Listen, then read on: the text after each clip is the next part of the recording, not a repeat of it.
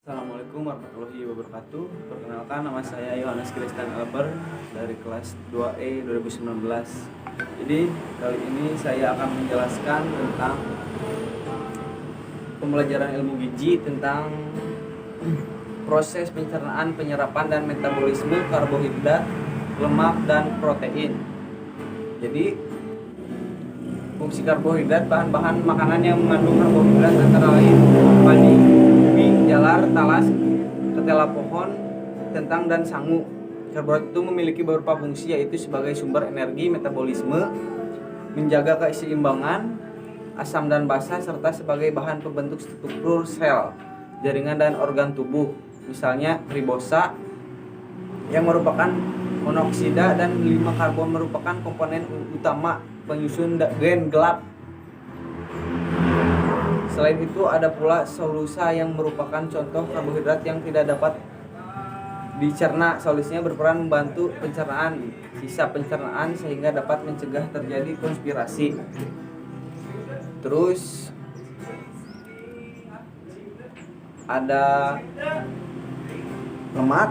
Jadi lemak atau lipid adalah zat hidrofobik yang sehingga suhu laut dalam air. Tetapi lemak dapat larut dalam pelarutan organik seperti kloroform, enter, dan benzem.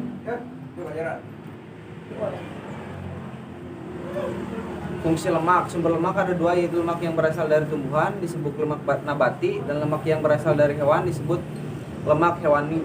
Beberapa makanan yang mengandung lemak nabati adalah kelapa, kemiri, zaitun, kacang tanah, dan buah alpukat.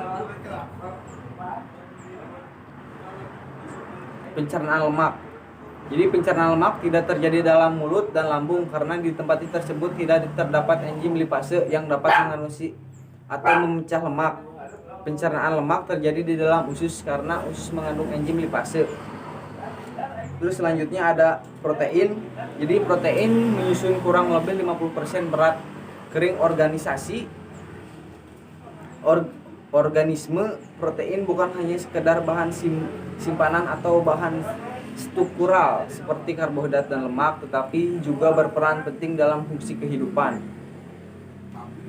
Struktur kimia protein merupakan makromolekul. Protein terdiri satu atau lebih polimer, serta polimer tersebut tersusun atas monomer yang disebut asam amino. Masing-masing asam amino tersebut mengandung satu atom karbon C yang mengikat satu atom hidrogen H, satu gugus amin NH2, satu gugus karboksil CO, dan lain-lain gugus R. Asam amino membentuk ikatan peptida. Ikatan peptida adalah ikatan antara gugus karboksil satu asam amino dengan gugus amin dari amino lain yang ada di sampingnya. Ini disebut protein polipeptida.